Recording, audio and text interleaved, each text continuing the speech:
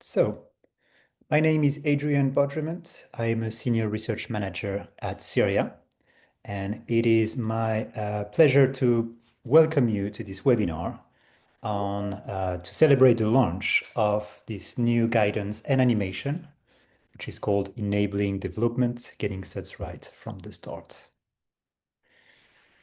Before we start with the information on the guidance document itself, a little bit of housekeeping points. Well, you know how this works, right? But still, I will say it again. So first of all, we are recording this webinar. We like to offer the recording of the webinars on our website for people who couldn't make it. You are in listen-only mode. You can raise your hand if you need something from the host. You can type your question in the Q&A box. So this is, there are two options here. There's the Q&A box and there is the chat. The chat is for if you are facing a technical difficulty or if you want to share resources. But the Q&A is specifically for asking questions to the speakers. So if you have one and you want to assign it to a presenter, feel free to do so. And also you can like the ones that you see, so we are not duplicating questions. All right. I'm assuming that you are a bit familiar with this interface now. Okay, a little bit about a little bit about CIRIA. So we are the Construction Industry Research and Information Association. We're an independent, not-for-profit member-based organization, and our strength is collaboration to create knowledge and resources for the construction industry.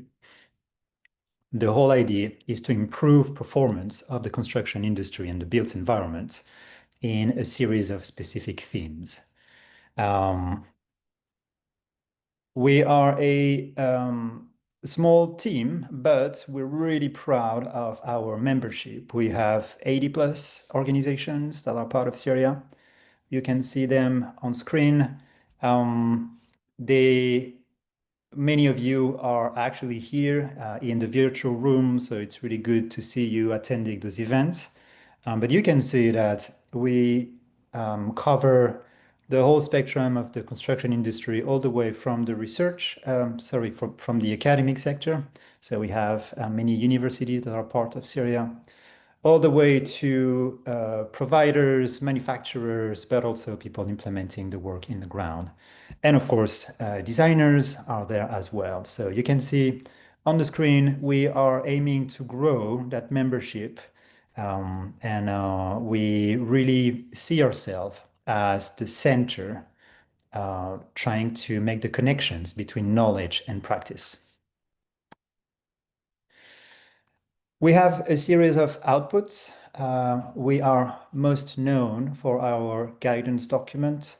So you can see here on screen, I just put a few of the recent ones, but SuDS manual, the natural flood management manual, and one of the most recent one, greening coastal infrastructure through eco-engineering. We have a series of themes at CIRIA. We cover all the way from civil engineering to contaminated land and of course, surface water and biodiversity. Another outputs are our training. So some of the guidance documents have been expanded into a series of trainings, which means that, for example, we have a series of trainings on SuDS. So all the way from SuDS 101, anything you need to know about SuDS, and all the way to the practicalities on how to maintain those, inspect those, etc., etc. We offer networking opportunities.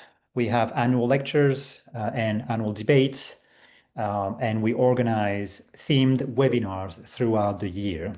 These are all opportunities for our members to get together, but also to be exposed with the latest in the thinking and the innovation. And On that note, we have a series of communities of practice, which are dedicated member-based groups that are focused on a particular topic. The one that is very much aligned with the theme today is SuDS, the community of sustainable drainage. So it's a very vibrant community.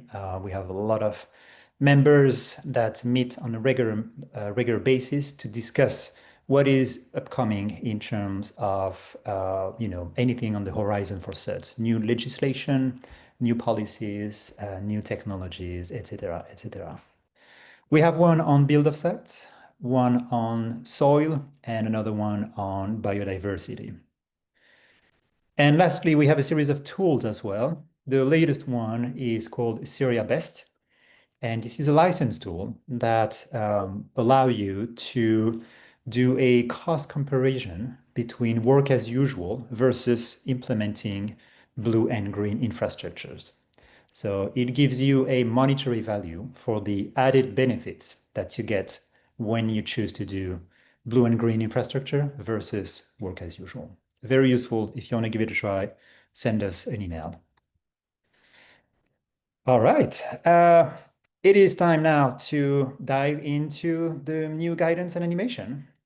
So we have a series of speakers today, which will be presented by our chair for today, but I just want to point out that our contractors for this document was Arup, and that this document has been endorsed by CIWEM.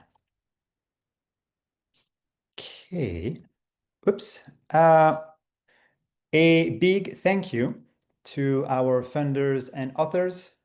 So I mentioned Arup as being the research contractor. So here you can see the name on screens. Emma Cecile, we're going to hear from her in a little. She's going to be here today, and she was the lead writer for that. But also Rebecca, Alex, and Michael participated, and then of course our funders. At CIRIA, we fundraise via the industry for each and every document that we produce. So you can see here the logos of those that supported us financially to create this document. Once we have the necessary funding to start on a document, we hire our contractors, and then we put together a project steering group, which is comprised of the funders, but not only. We also welcome stakeholders from local authorities and universities, etc., etc. And you can see here that for this particular project, we had a very vibrant project steering group, which fueled very interesting discussions throughout the project, which was absolutely wonderful. All right. That's it for me. I'm going to pass it on to our chair for the webinar. So I am delighted to introduce Faye Gennard. She's the founder of Renard Consulting, and she is also the project steering group chair. So she has been with us throughout the whole journey of the production of these documents and animation. Faye, all yours. Amazing. Thank you very much, Adrian, and it's lovely to be here today. So what does bring us together today? Now, high quality SuDS that deliver multiple benefits need to be integrated within the layout of buildings, roads, and public open space of new developments. This approach supports multifunctional SuDS, the delivery of multiple benefits and efficient use of available land. It is recognised to attain these good SuDS outcomes, early engagement between the developer, their consultants, the local planning authority and lead local flood authority is required.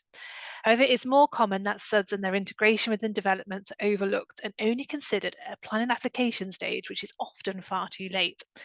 Now, this webinar will introduce CIRIA's animation and associated new guidance on getting SuDS right from the start, which will outline the principles for integration of SuDS into developments to inform the land acquisition and allocation process. This should improve how flood risk is considered, delivery of SuDS and compliance with the requirements of the National Planning Policy Framework and the emerging requirements for design codes. And you can see the programme up on screen today on how today's sessions are going to go.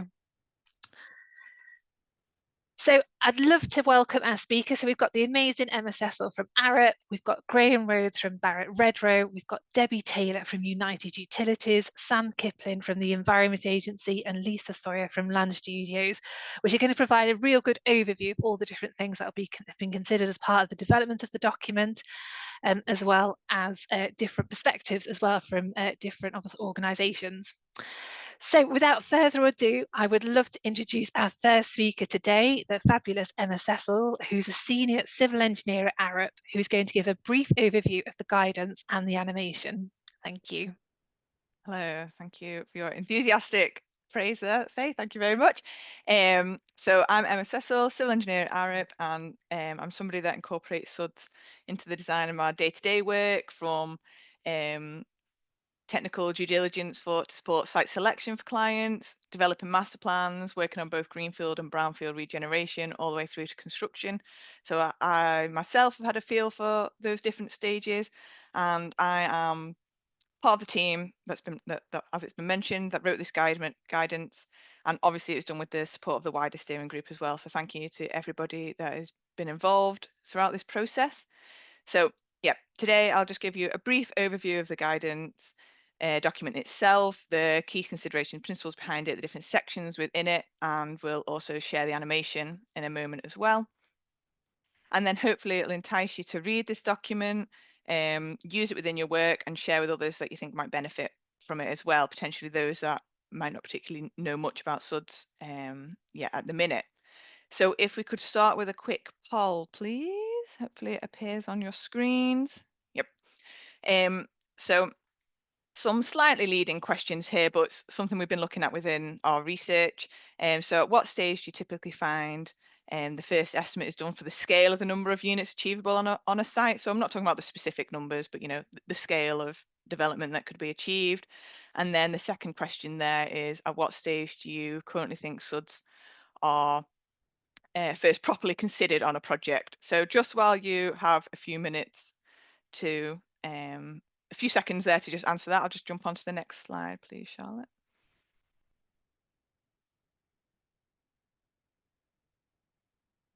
Okay, right. So just while you're answering that there, so these are kind of those early first stages within a site, site's progression. Obviously, it will continue all the way to construction, but by that point, you well and truly must have had to be thinking about them to kind of get through planning.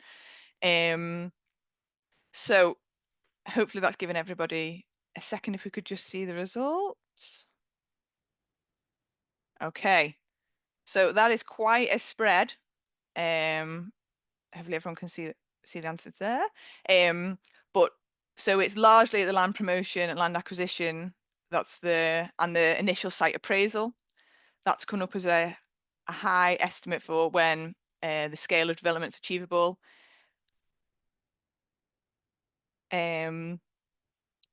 Whereas then the SuDS considerations, really it's only coming in from that initial site appraisal, moving on down, it's actually within that design work and the pre-app discussions. So that's largely in line. Thank you everyone for giving your answers there. That is largely in line with what our researchers found as well through the steering group. So I'm glad we're all on the same page with how everybody's experienced it so far. So sorry if I just take control now of the slides. Okay, so that's just kind of animating there for when those different areas are considered. So that's why we're really aiming to think about this guidance document, really looking at those early stages where already decisions are happening, to try and introduce SuDS consideration into there. So basically, in the current scenario, it means that SuDS and managing rainwater has little opportunity to help shape those early stages. And actually, that's where those minor tweaks can actually help offer multifunctional benefits down the line, avoid extra rework and costs and risks and things like that. So the earlier SuDS are considered is better for the team and better for the site, which is kind of the main aim of this project. So I will run through, if we just watch the animation now to introduce the guidance document. The Construction Industry Research and Information Association, has created a guide to help developers, land agents and site master planners consider SuDS early. This short guide contains key tips to enable development, Maximize the benefits of SuDS and de-risk your site. Sustainable drainage systems, or SuDS, are environmentally friendly drainage solutions that mimic natural processes and can increase the profitability of your development. SuDS help to reduce flood risk and improve water quality by capturing rainwater at the source and managing runoff pollutants. SuDS reduce the depth of drainage and can lower the construction and maintenance costs. SuDS can also support your biodiversity requirements, whilst enhancing amenity spaces to provide social benefits and increase property value. When SuDS are considered too late, key benefits are lost. This can lead to carbon-intensive, hard-engineered underground drainage. It may also reduce developable land, increase health and safety risks, or require pipe-to-pond systems that miss opportunities to add value to your site. Without early stakeholder engagement, adoption and maintenance can become overcomplicated and could result in failure to obtain planning permission and other regulatory approvals, triggering rework, delays, and costs. When reviewing a piece of land for development, there are some key things for you to consider. What is the topography of the land like? Where will the water flow? What type of land is this? Can water infiltrate into the ground? If not, where are the nearest water bodies to discharge your SuDS to? Are there existing flood risks on your site? Can existing blue-green corridors be adapted to manage water runoff? Are there any significant utilities that cross the site, or pre-existing land contamination? Considering these questions when acquiring or master planning a new site can help you leverage the multiple benefits of SuDS. Want to know more? Head over to www.ciria.org to download your free copy of the complete guidance.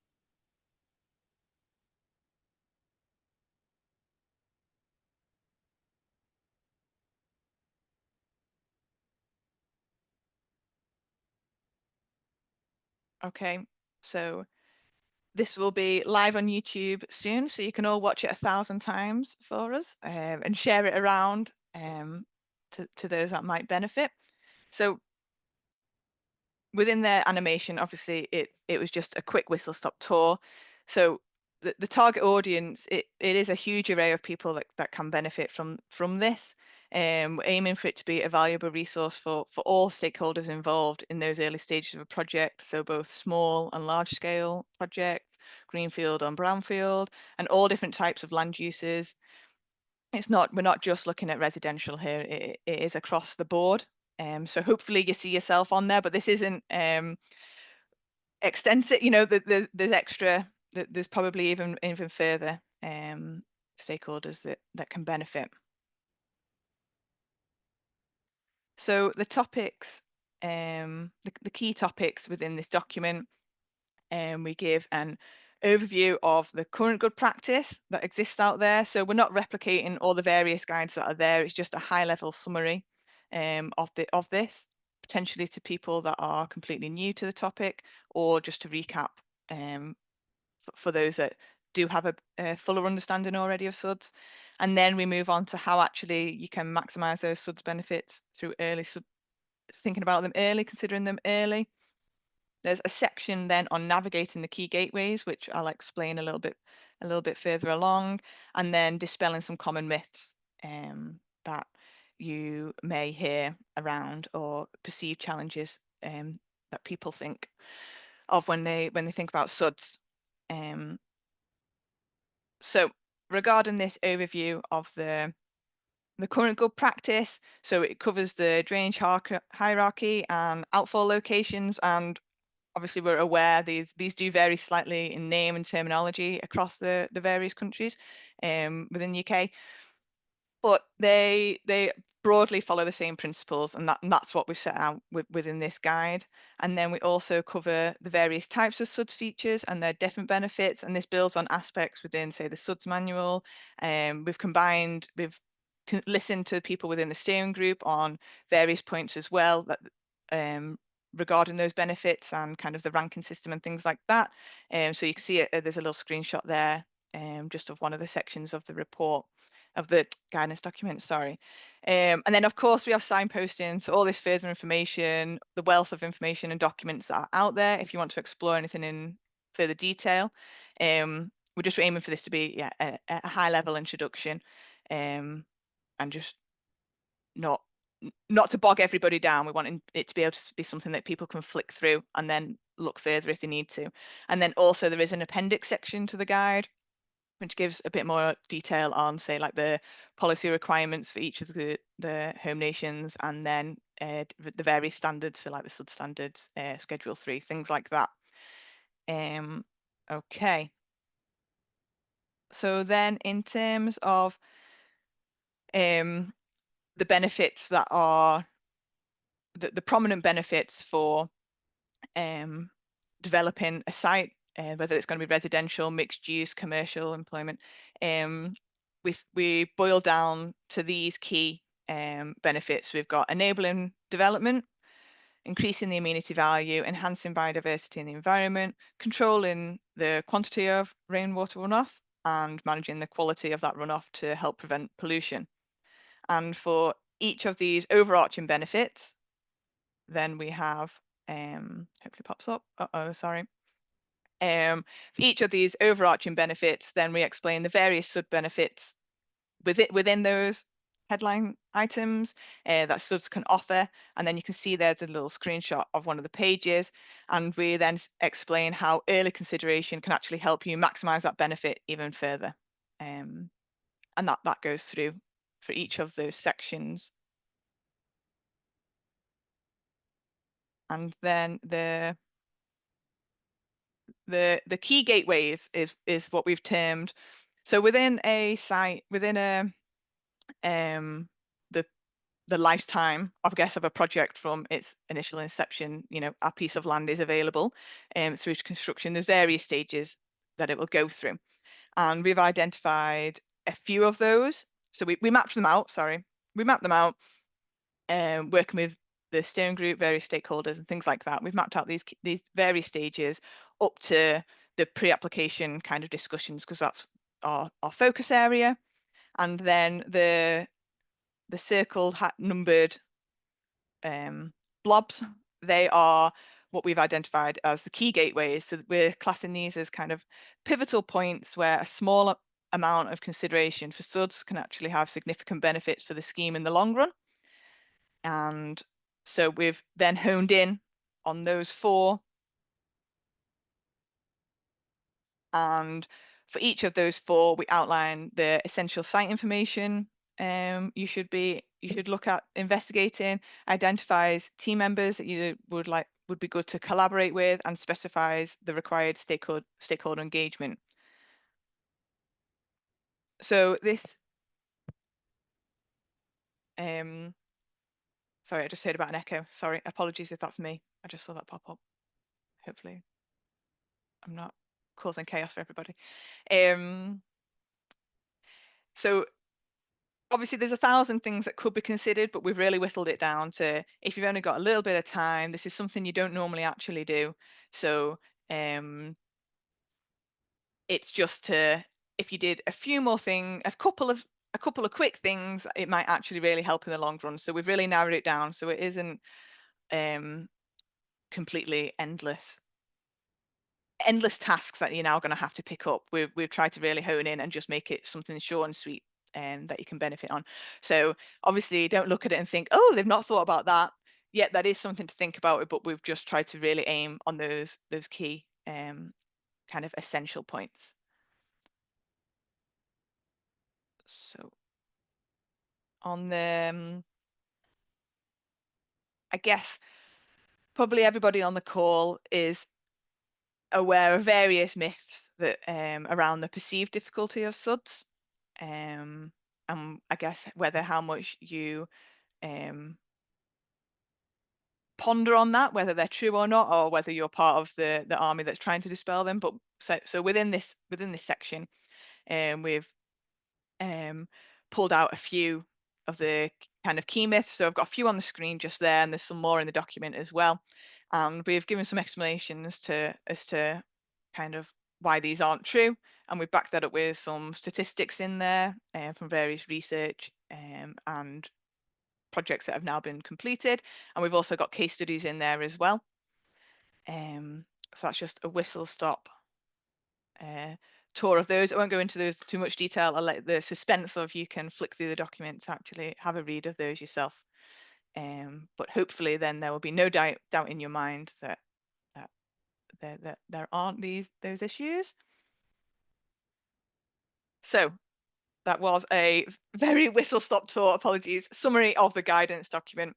So I guess just to reiterate, it's supposed to be a quick read and something you can refer back to, flick to the right page. If you want to recap something or things like that, it isn't One Piece. We're hoping to maximize the audience that will be able to read it by having it as this this quick guide. And then of course, if you want to look up something further, there's lots of references within there to then go and explore a little bit further in detail if you do need to. So, and we've got lots of lovely animations. Sorry, we do have the lovely animation. We've got lots of lovely illustrations within there as well, which you can see an example of on screen. And that's it from me. Thank you. Amazing. Thank you, Emma. That was a really fascinating presentation. And it doesn't matter how many times I see that animation, I still get a little bit giddy. So you've done an amazing job, you and the team, pulling that together. And it's a brilliant introduction really to the document and how it's going to benefit in that really early design process and sort of dispel those myths and hopefully get everyone putting a little bit of drainage love on their next project. So just a reminder, please type your questions for the speakers using the question box. We'll pick them up in the discussion shortly. And also remember to click the thumbs up to like other attendees' questions. So that's going to help us identify which are the most popular ones and really target those at our panel members. But for now, let's begin our second presentation from Sam Kipling, who is FCRM Senior Advisor at the Environment Agency, who will be presenting on policy drivers for the integration of SuDS at the outset. Thank you, Sam. Thank you very much, Faye. Good morning, everyone. It's a huge privilege to be here today to celebrate this big milestone with so many of you, amazing numbers of people attending. So thank you for spending your morning with us. I'd like to offer my thanks to CIRIA, to Emma, to Faye and the wider team who have produced and steered what I'm sure you'll all agree is a brilliant and invaluable product, which is arriving at an opportune moment as SuDS are increasingly taking centre stage.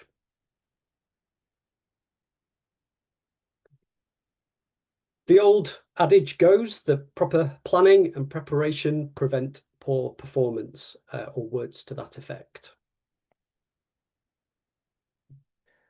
Poor performance can take many different forms. In this example, it could be failing to avoid very bad outcomes for very poor reasons. Or it could mean perhaps failing to fulfill a project's full potential through siloed working or poor communication. Poor performance could be awkward or embarrassing. And it could sometimes leave us with more than egg on our face.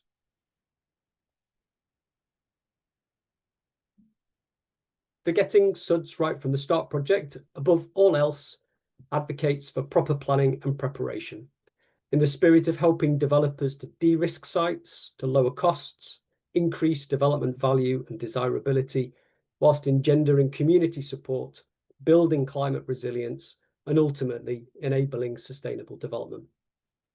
We want this guidance to help to demystify SuDS, to change hearts and minds so they're no longer unfairly seen as an added cost, an inconvenience, or a dispensable nice to have, and instead are perceived as a huge opportunity for all, something we simply can't do without.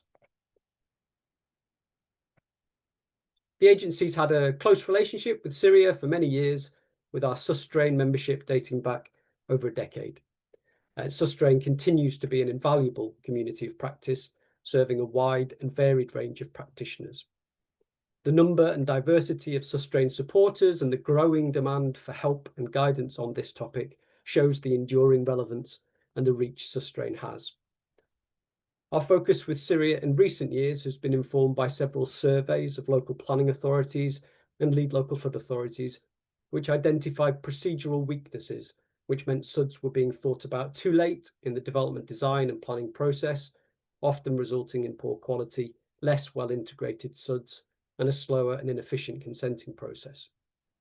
These weaknesses mean that the full benefits of SuDS are sometimes not being realised, with developers experiencing avoidable higher costs and a slower consenting process as a result. That's why we've supported 2 projects which aim to get developers thinking about SuDS much earlier in the site acquisition and development design process, and encourages them to submit the right SuDS information with planning applications first time. Today, of course, is the launch of the first of these 2 projects, with work now kicking off with CIRIA and Emma to prepare a national SuDS strategy template. We also recognise the enduring importance of the SuDS manual and the need for this invaluable resource to be continuously improved to reflect the best evidence and the best practice, to make best use of digital technology to improve its accessibility, making future updates easier, and to broaden its scope to meet practitioner needs and to increase its reach. That's why we're contributing to its update as well, now principally funded by the successful bid to the Ofwat Innovation Fund, which should allow this update to progress over the next 2 years with an exciting and an ambitious scope under the guise of the rainwater management platform. So first, some backgrounds on why I think SuDS are so urgently needed. Our warming planet is energising our weather systems, resulting in intense rainfall that can cause flooding.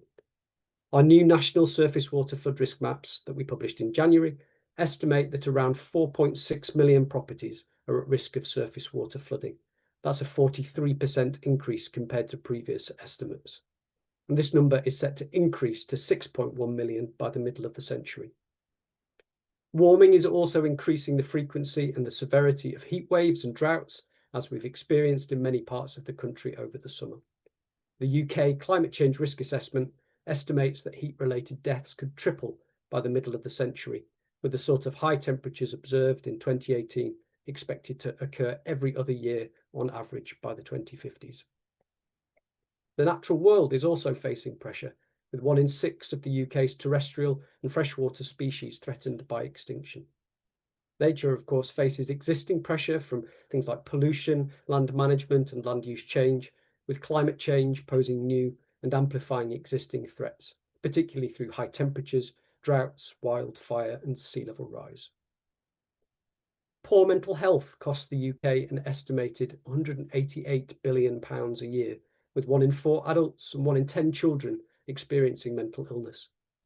Our increasing disconnection with nature is thought to be a significant factor in this decline. And whilst thriving nature can't solve all our mental health issues, the positive link between connection to nature and good physical and mental health is supported by years of scientific study. We also know the ageing sewer network can pose a pollution risk, made worse by development pressure, urban creep, population growth, and climate change. Conventional solutions to this problem are likely to be costly, complex, and slow to implement, and will likely come with high levels of embodied carbon. So SuDS are one of our best weapons against these challenges, and they can certainly be one of our most versatile, offering us a veritable Swiss Army knife of potential benefits if done well. SuDS help to reduce flood risk by maximising infiltration, attenuating flows, and creating safe storage for water, which could otherwise end up in people's homes and businesses. They help to cool our urban environments, creating resilience to high temperatures. They create valuable habitats for wildlife and better connect those people with nature, creating benefits for biodiversity and for mental health. And they also have significant potential to mitigate the impacts of surface water runoff on the sewerage network. SuDS can also help to unlock housing delivery, as homes with SuDS appear to be more valuable, more desirable, more sellable, more likely to be accepted by affected communities, and cheaper to construct and maintain. Government made policy changes, positive changes to national planning policy in December through an update to the National Planning Policy Framework. Prior to this update, SuDS were only required on major development, that's 10 or more homes, or development of over a hectare, and on development in flood risk areas. The December update broadened this requirement for SuDS to all development that could affect drainage, effectively a requirement for SuDS on all new development. And in July, these strengthened planning policies were augmented by new non-statutory technical standards, which provide guidance for the application of those policies. The old, now withdrawn technical standards were quite one-dimensional. They focused solely on the water quantity elements of SuDS, particularly the attenuation of discharges and the safe storage of flows during extreme events. They said nothing about the other three pillars of SuDS: biodiversity, amenity, or water quality. This often led to pipe-to-pond systems, often known as bomb crater SuDS design, where you get a large and pleasant pond, but little else. They also often led to grey solutions, such as underground storage tanks. In contrast, the new SuDS standards represent a big step forwards in SuDS design for both new development and SuDS retrofit, although the guidance acknowledges that for retrofit it might not always be possible or desirable to meet all of the standards.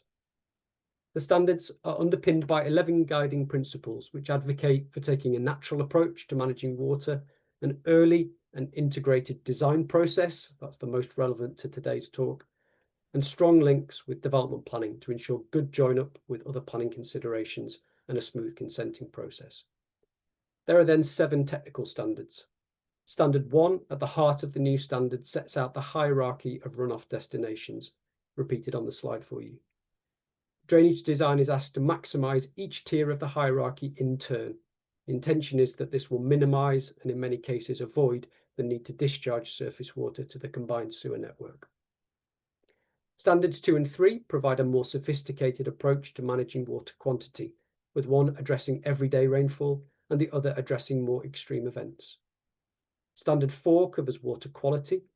SuDS are usually only suitable for use with uncontaminated water, as they're not considered to be formal treatment facilities under the environmental permitting regulations, but SuDS can help with water quality directly by improving the quality of water before it's discharged into the environment by reducing things like sediment and diffuse pollution, either through settlement or biological breakdown of pollutants.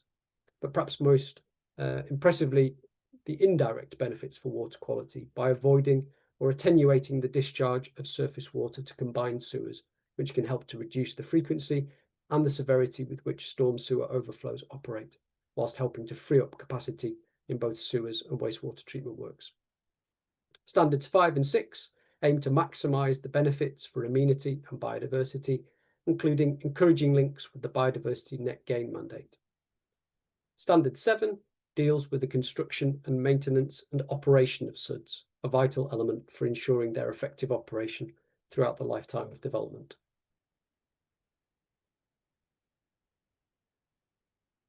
Acknowledging that we're confronted with a formidable flood risk management challenge in the face of our changing climate, we're now having to think in much more creative and innovative ways to respond to these risks, as we simply can't build our way out of climate change in all locations.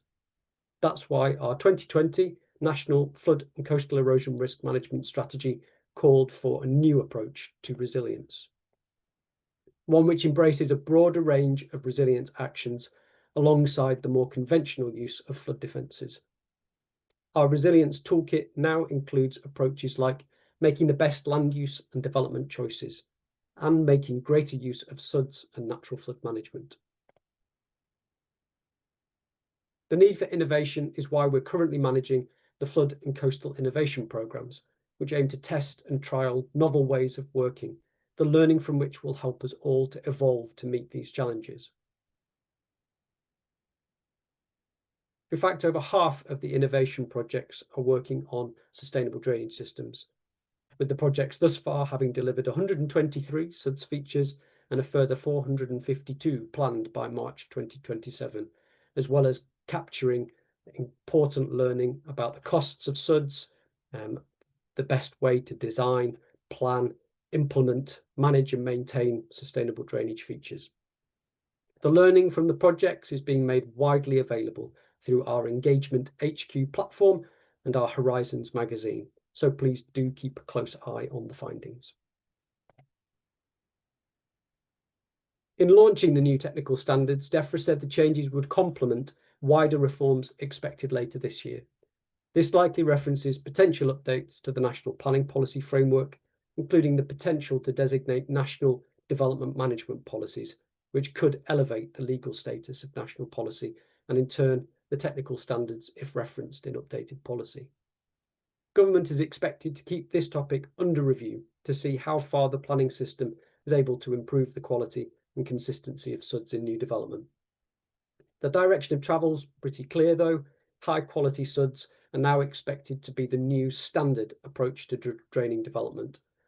Other approaches are now better characterised as inadequate or outdated approaches, not conventional ones. Getting SuDS right from the start therefore arrives at a crucial moment, providing vital guidance on how and when to start thinking about SuDS in a way which will result in better outcomes for everyone. So without hesitation, I recommend it to you. Thank you, everyone. Back to you, Faye. Amazing. Thank you so much, Sam. Again, really fascinating presentation there. Loved how you explained the additional benefits that sometimes we don't think about when it comes to SuDS. Often, as you say, SuDS is from a hydraulic point of view, but you know, the impacts it can have on mental health, creating those natural environments are all really important, but only if we get them right from the start. Also, a really good sort of touch base as well on the new national SuDS standards, which I know is something that probably a lot of people on the call are still trying to get their heads around. So that was also incredibly useful. So thank you very much. And next, we're going to continue with our speakers today, and we're going to hear from the amazing Graham Rhodes, who's a group civil engineer at Barratt Redrow, who will be presenting opportunities and challenges integrating SuDS within developments. Over to you, Graham. Great. Hi there, everyone. Within this presentation, I'll be covering some of the challenges we face delivering SuDS and the opportunities when integrating SuDS into low-rise developments. This will follow on the theme of the event, ensuring that SuDS are considered right from the start. Sustainable drainage systems are no longer an additional add-on and are the core requirement for the new housing developments.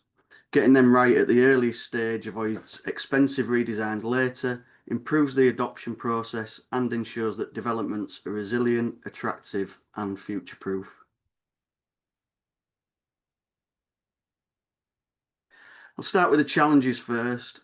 So, site constraints. We all know that not every site is straightforward or simple. Impermeable clay soils, shallow groundwater, contamination, to name a few, all restrict the options for SuDS within low-rise, high-density layouts where space is often already tight. Existing and proposed utility routes can also constrain or zone out completely the installation of SuDS features. They may have their own requirements, such as access for future maintenance and specific depths which could clash. Smaller land parcels can be more challenging due to the limited space to fit in swales, ponds, basins. There is also a risk that SuDS become downgraded to tanks and crates. Design risks. If SuDS are only considered late in the design, they often result in retrofits that reduce saleable plots or expensive below-ground solutions which increase maintenance requirements. Over-engineered or poorly built SuDS can fail, creating reputational and financial risks.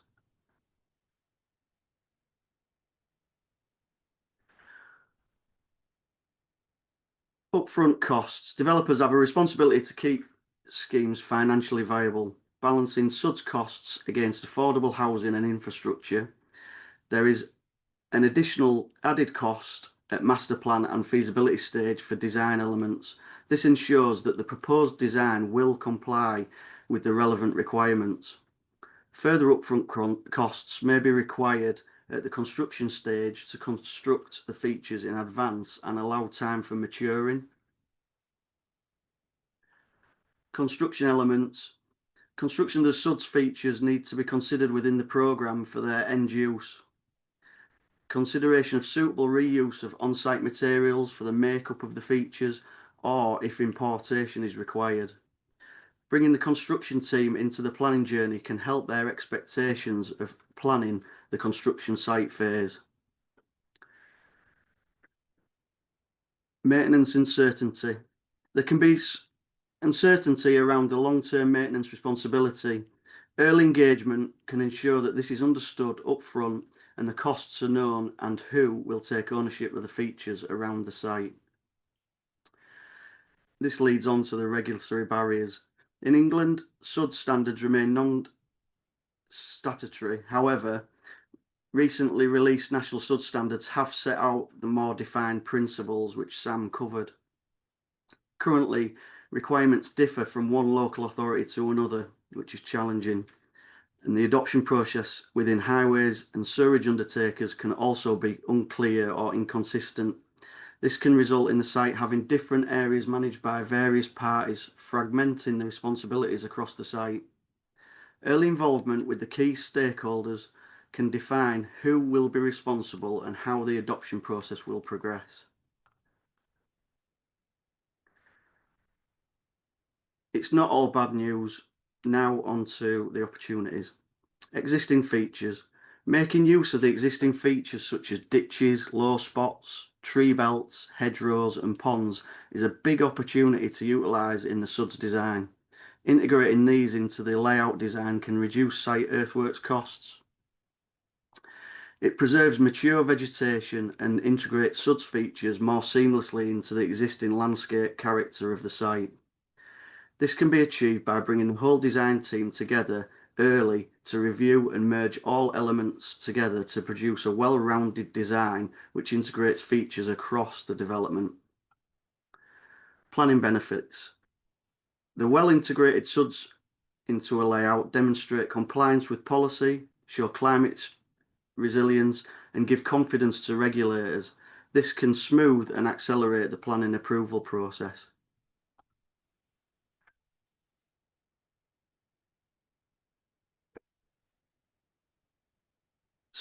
Commercial benefits.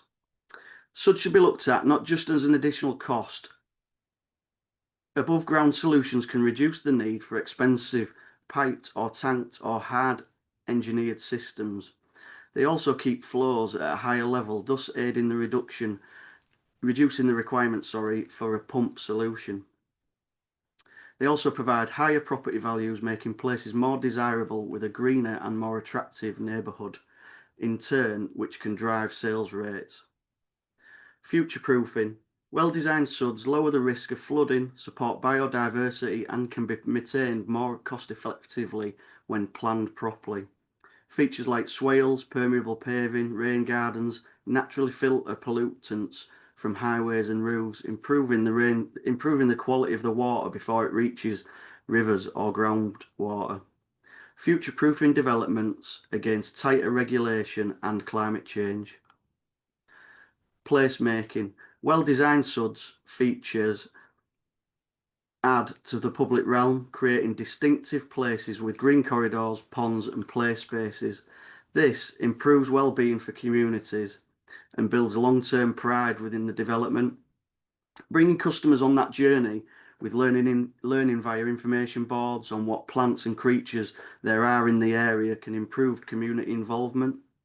This can be created by well-designed landscaping in SuDS features, linking the whole site biodiversity, which over time mature, providing good publicity for the developer. Smaller sites require more creative use of the features, such as permeable paving, rain gardens, green roofs, and dual-use open spaces to integrate visible SuDS features into the developments. So key takeaways from my presentation. The lesson for learning for developers is clear. Start SuDS thinking at master planning stage and not at detailed design. Work collaboratively with planners, ecologists, engineers, and the adopting bodies. Treat SuDS as a multifunctional asset and not just drainage compliance, using multiple features types across your developments. And then early investment in design pays back by reducing risk, enhancing value, and speeding up delivery.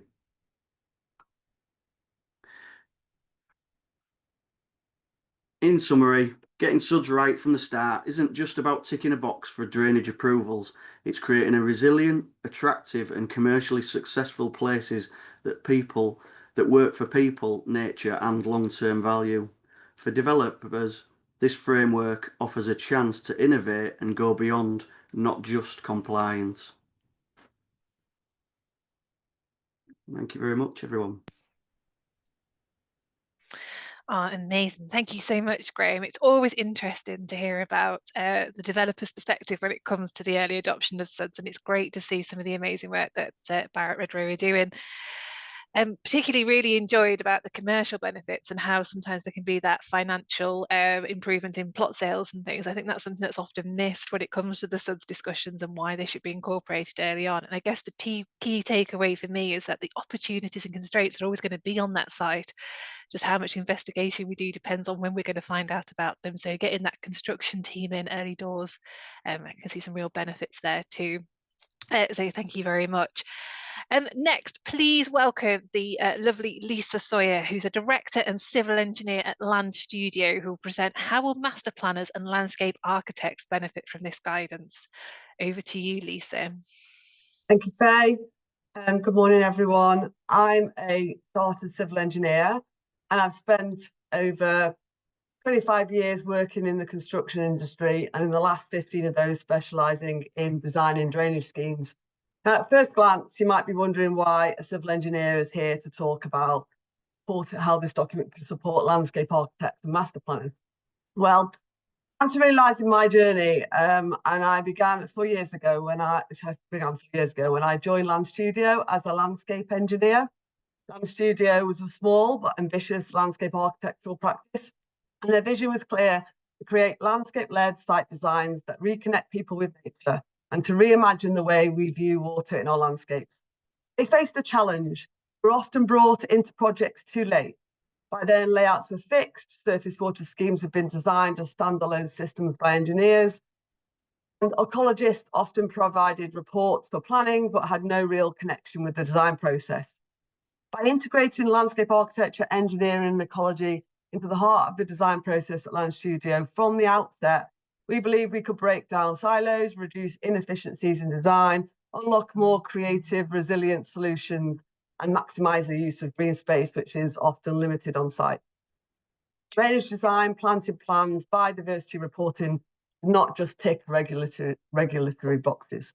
The outcome of these designs and assessments should become assets that shape the site layout, enrich our communities, help restore natural processes, as we've heard today. They need to be fully integrated. When we think of master planning, we often picture large urban projects. This is an image of a small part of a master plan we were involved in Ashford in Greater Manchester. But those large schemes are vital for delivering green and blue corridors, reducing stormwater flows across the larger catchment. But it's just as important on the smaller schemes, which are often overlooked. Brownfield plots, infill developments, constrained urban locations where green space is often scarce. These sites matter too, and they could be reimagined through a landscape-led approach. So today, I'd like to share with you a case study that demonstrates this thinking in action. I want to show you how landscape, not as an afterthought, can completely reshape a site layout and bring in more green SuDS features, and illustrate how these smaller schemes are simply not just reminding us that landscape-led design is simply not about planting or materials at the end of a project, or void of coordination with drainage, but shaping places. So this is the site. It's an industrial site close to the M1 in Edmonton in Derbyshire. It's a part of an existing industrial estate, approximately 2 hectares. Now, I'll be honest with you, it isn't the kind of site that immediately captures the imagination. Not a place with lovely photo-worthy public spaces or striking architectural features. And on first impression, you might think, why is a landscape architect at all needed? For a number of years, the site's functioned as a vehicle storage yard. Much of the ground is uneven, made up of crushed demolition material from a neighbouring plot. It was laid there to stabilise the natural boggy land, which you can see in the image in the middle. To the east, there's a small retail unit tucked near the main access to the adjacent smaller industrial units, and a patch of grassland to the north, which from an ecology perspective was classed as low distinctiveness. and with a very small strip of medium distinctiveness habitat along its most northern edge. So you may be asking, why did Land Studio become involved in the project?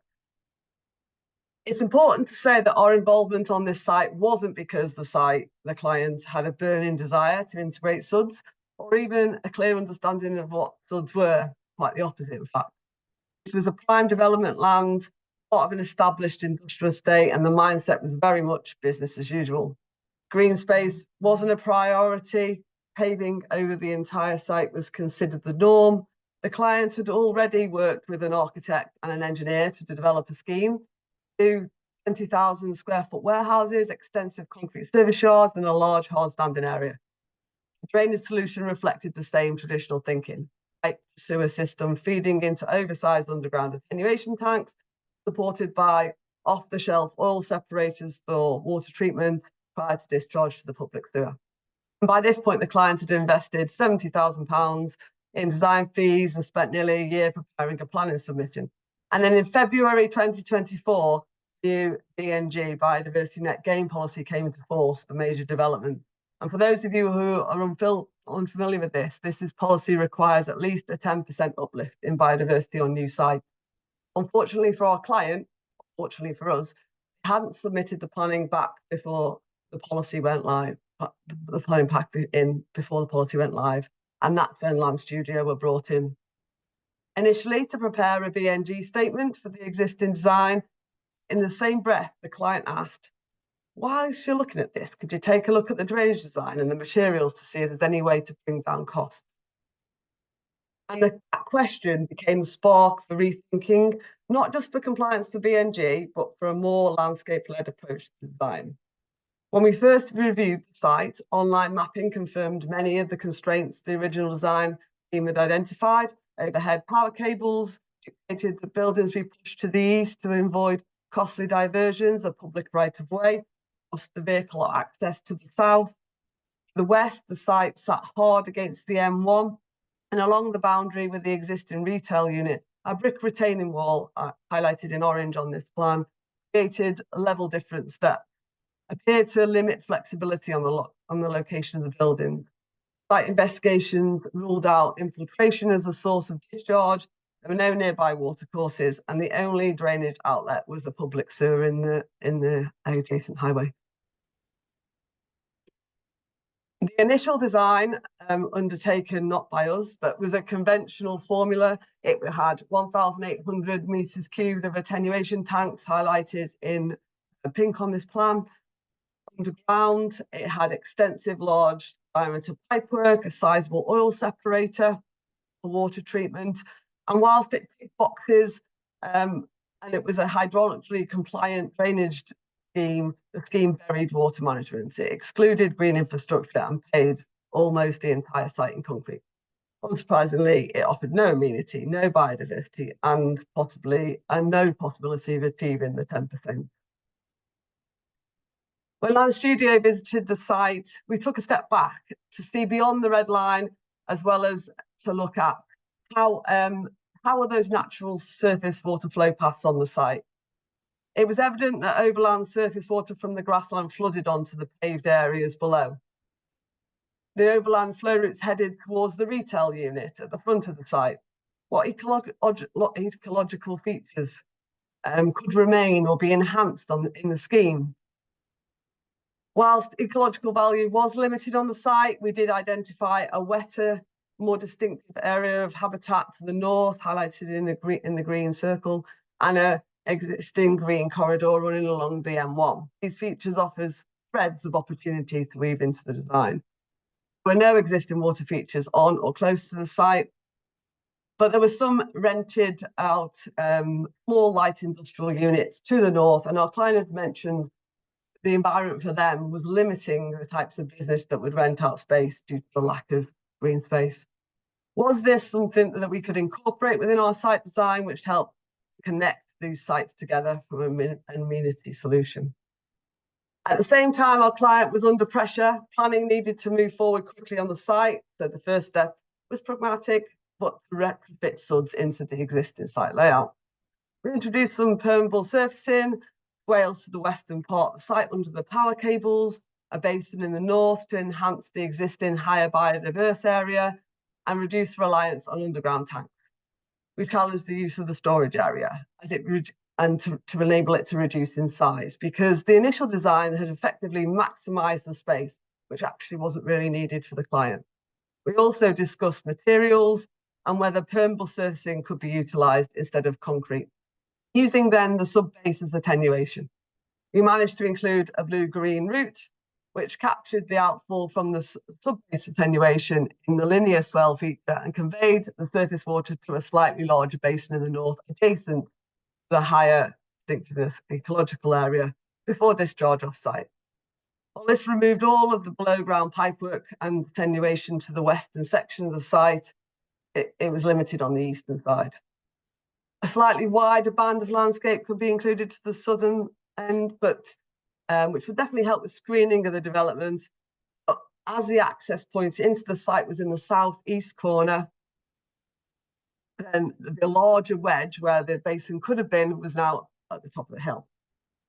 But even then, the opportunities are limited, especially on the eastern part of the site. Green corridors were fragmented, amenity space within those landscape features would be poorly located, and a large volume of below-ground attenuation and off-site B&G were still needed. Whilst our client was costing this new solution, we took a blank sheet of paper and started to develop a new site layout based on a landscape approach as we've discussed today.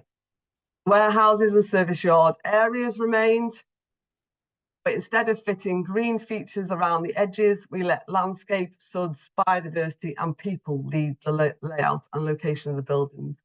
We mirrored natural topography using blue-green corridors to manage water out in the open. Permeable paving and bioswales replaced pipes for conveyance. At the lowest part of the site, we created a new retention basin, not a fenced-off bomb crater, but a designed water feature with permanent water, habitat value, and stormwater attenuation above the permanent water level. By relocating the site access to the north, the basin would sit proudly at the entrance, transforming from an engineering necessity into a welcoming front door, a sales feature, and even a lunchtime retreat staff on both the adjacent site and the new development site. Swales along the southern boundary provided safe separation for the public right-of-way, making it more pleasant and an attractive route outside of the site. Landscape zones softened level changes which were needed, therefore reducing the need for retaining walls. And by positioning SuDS where they were visible, multifunctional, ecologically rich, they became assets for people and nature. We also challenged the client to think bigger, integrating biodiverse roofs with an element of water storage alongside PVs to reduce the heat island effect, improve biodiversity and lower energy demands within the building. This was about more than just drainage and water storage. It was about resilience, well-being and the long-term value on the site. These are some of the precedent images we used early with our discussions with the client, try and engage them in the process and show that more than one SuDS solution should be used as part of the surface water management chain throughout the site. Getting buy-in from our client was really important, as they needed to be educated on the reasons for using green SuDS solutions, but also because they have the future maintenance requirements. Redesign scheme delivered measurable benefits. It would now meet the compliance of the new national SuDS standards. It wouldn't have probably got through the planning process originally. Giving confidence for planning approval, and meaningful uplift in biodiversity with reduced reliance on expensive off-site credits, although you would still need to provide some. A large reduction in below-ground tank, excavation, pipework, cutting costs in construction, simpler, lower-cost maintenance, managed largely by on-site staff day-to-day, so anyone can remove a crisp packet or some debris from a shallow swell feature, rather than having to get in a specialist contractor for jetting of pipework and cleaning out of tanks. New amenity spaces and green corridors were provided, enhancing the working environment and tenant appeal. A landscape-led design managed water, improved ecology, and provided visual identity rather than just erase nature entirely, or was just a tick box exercise up for planning. By using a green and blue roof under the PVs, this helped slow down the water, used for irrigation of the planting on the roof, also help reduce costs of the services within the building. Reduce flood risk by capturing intercepting overland flood routes within the swale features, and provided water treatment that wasn't a mechanical below ground system. What began as a very nature depleted, concrete dominated industrial development was reimagined as a site that could store, convey, treat water while creating space for people and nature. This case study hopefully shows that even the most unpromising of sites can be transformed when we let landscape lead. SuDS are not simply a drainage requirement to be buried underground. They're opportunities to reshape places, to integrate biodiversity, to reduce costs on construction, and to create better environments for people. Every site, however small, holds this potential. It's about shifting our perspective, seeing SuDS not as a headache, but as an enabler of change. Thank you for listening today.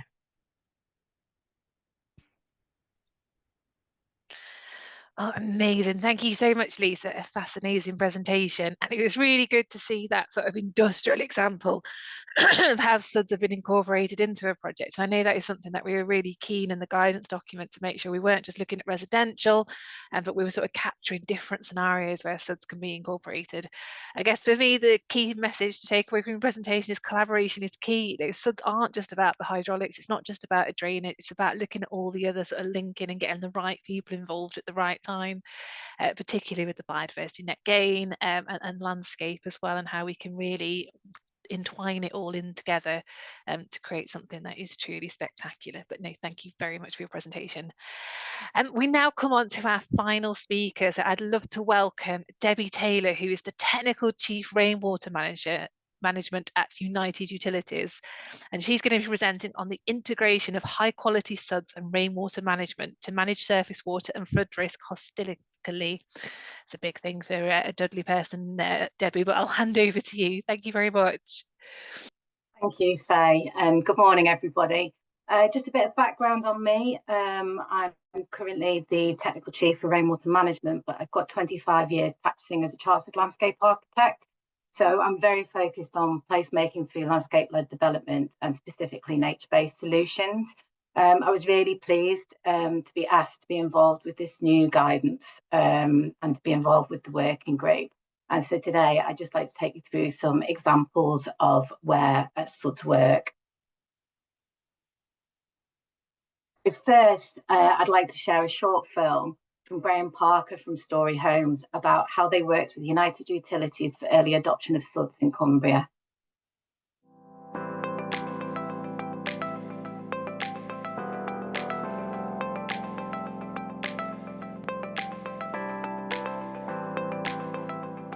I'm Graham Parker. I'm Head of Technical for Story Homes in Cumbria and Scotland. Story Homes are more a north development. We have developments in the northeast and the northwest, as well as Cumbria and some sites in Scotland. Story Homes have done numerous sustainable drainage schemes in the past, and then when we met with United Utilities, they were looking to go down the route of adopting sustainable drainage systems. So we wanted to jump on board with United Utilities to work with them to start looking at some early adoptions of schemes, because sustainability is important to us as a developer. So it was the most environmentally friendly solution that we can provide for the development, as well as being a cost-effective solution for engineering. What it does, it helps achieve, for one, a good solution for dealing with surface water, so we're not having to put that into the mains drainage system, so that relieves the pressure of that on United Utilities systems. But it also creates a really good environment for customers with nice open spaces, so providing we put them in the right place, they can be an asset, they can be a saleable feature for customers to see, rather than look at other housing around it, so it creates that nice open space. And it also helps the ecology and the landscaping in the area as well. First of all, you've got to provide the space for it, and that's the first challenge. But if you develop it into your concept schemes early on, and you get all the stakeholders involved in those discussions, so United Utilities, Lead Flood Authority, the Environment Agency, if you get all those involved early on, then it doesn't become a challenge, it becomes part of the scheme itself. And that's why I think working with United Utilities early on helped us you know, work together to be able to come up with something that both sides are happy with in terms of them taking it over for adoption, and us being able to hand something over that's safe and has got a long-term management plan in place. Everything went really well, checklist went well. We're through the adoption side of things. That site has just recently been adopted by United Utilities. It's equally important to Storey Homes to have sustainable developments and creating an environment that's friendly. We like the idea that we can provide something that's soft engineering rather than hard engineering, something that can be nicely landscaped and encourages ecology and wildlife. It all generates interest for future residents of developments as well. I think it's important that it goes back to the planning, the early planning stage. Make sure you're planning your SuDS feature so that you can create a successful master plan and integrate that into your master plan so that it becomes part of the development, not tucked away, that's hidden away as a feature, because that's something that creates an unattractive environment and would fail as a sustainable feature of a development. It should actually take care of itself and develop its own natural environment, and, you know, with a small amount of maintenance, will continue making that an attractive feature for the future.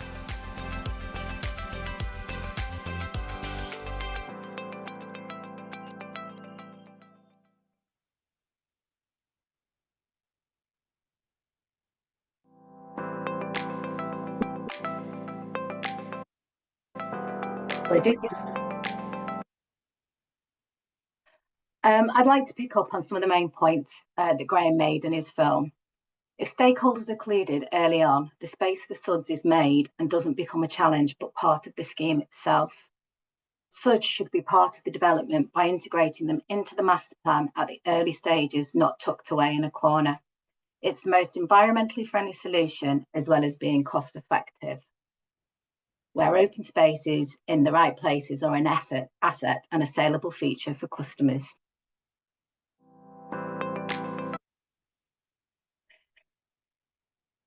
So with this in mind, it takes me to the case study that I'd like to share of a multi-agency approach in the Alderhay and Daysbrook area of Liverpool.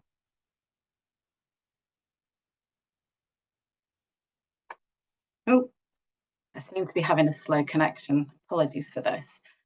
Alderhay Children's Hospital is one of Europe's busiest hospitals. The NHS Foundation Trust was looking for an innovative health park to set a benchmark for holistic paediatric health which connects community to nature. The building is linked to an external space by green curved hospital roofs which continue down into Springfield Park landscape. The green roof contributes to an energy efficiency of 60% generated on site. This includes water capture and ground source heating. Oh, I do apologise, it's jumped ahead of two slides. Sorry, to give the overview first, this is the wider area. So the case study is major redevelopment where the SuDS were considered from the outset, and it was split down into 3 land use types. So that's the hospital, which can be seen to the right of the slide, Springfield Gardens housing development, which can be seen to the north of the slide, and Springfield Park, which is a public park owned by Liverpool City Council, which can be seen to the left of the slide. I won't go through that slide again. So Springfield Gardens housing development. This was a land sale from the Alderhay Trust to Step Places, where the point of connection was written into the sales agreement. The development is made up of 31 eco townhouses, 39 apartments for the over 55s, and 8 specialist assisted living for young adults with autism. There was a commitment to extend the green spaces between Alderhay Health Hospital and the Springfield Park and Springfield Gardens. 4/5 of the site surface water discharged into Springfield Park. So looking at the drawing, you can see just to the bottom, there's 5 discharge points into the swale, and the swale's located in the park. And the image at the bottom right-hand corner gives an artist's impression of what the swale should look like at full maturity. Moving on to Springfield Park and the swale. So the Springfield Park is open to the community at large as a public park, and the swale runs to the boundary of the housing development, which receives unrestricted discharge. Looking at the drawing, you can see this as it sits just to the top, the bottom of the L within the land parcel. The The swale falls to an attenuation pond, and the pond outfalls to 3 soakaway manholes. The soakaway manholes discharge to overflow with a hydro brake, and the flow is limited to 17 litres per second. These SuDS were adopted by United Utility. The capacity is designed to accommodate additional discharges from future developments, and the swale is designed to a 1 in 100 year event, plus 45% climate change.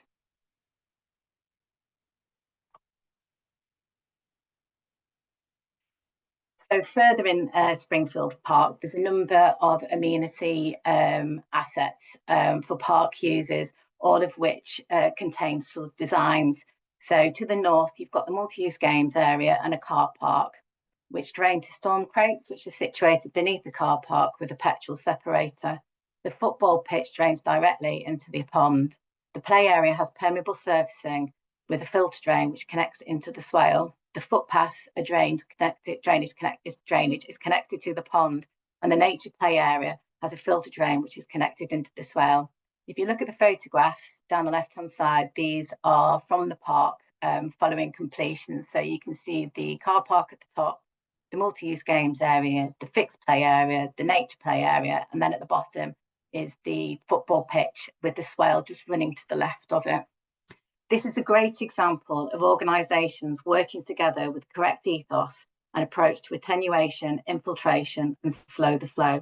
However, the wider catchment has significant flooding issues.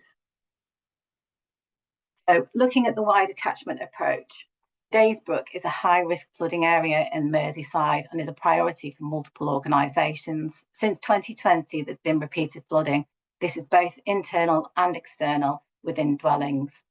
The Zackley wastewater treatment works built 67 times in 2024. So these are the combined sewer overflow, which is spilling directly into the river. This means it's eligible for the United Utilities Advanced WINEP funding, and multi-agencies are working together, committed to addressing the issue. This is broken down into a 4-phase approach. So the first phase is as the previous slides. The hospital and park are now complete, and the housing is currently under construction. Phase 2, this will be delivered by the United Utilities Advanced WINEP programme. So what is this programme? UU will be unlocking rainwater management solutions in the catchment area of AMP 9 to 12 storm overflows to reduce the need for conventional storage, that would be grey storage, solutions in the future. So what can this look like? This can be capture, such as natural flood management, attenuation and infiltration, such as SuDS, disconnection, such as sewer separation, and reuse, such as rainwater harvesting. This will drive down overflow frequencies and increase network resilience to the impact of climate change and deliver wider environmental and social outcomes. We have 281 million to invest across the northwest of England, where 50 million will be in partnership as match funding. In addition, UU has a climate resilience programme. So what does this mean for the Daysbrook catchment? A number of disconnections have been identified where surface water will be removed from the combined sewer network. We are assessing non-house opportunities where large impermeable areas such as car parks and roofs, for example supermarkets, could receive retrofit SuDS interventions such as swales, rain gardens, tree pits and permeable paving. We're also delivering household rainwater management interventions.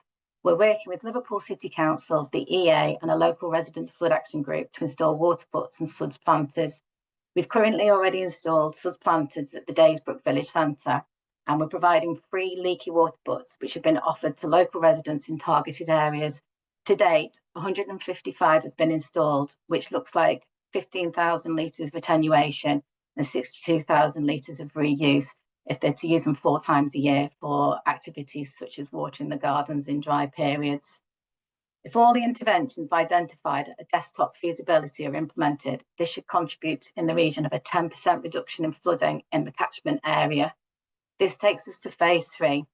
The River Alt is already under significant pressure. By facilitating a multi-agency approach with the Mersey Rivers Trust, Liverpool City Council, United Utilities and the EA, we can identify a natural flood management end-of-pipe solution to not only slow the flow, but improve water quality, biodiversity and amenity space for the public to enjoy. The intention is to create wetlands and SuDS combined. This takes us on to phase 4. Once rainwater management solutions have been exhausted, the remainder will have to be addressed through conventional storage and infrastructure upgrades, taking us back to the grey solutions. These will be delivered either at the works or within the network.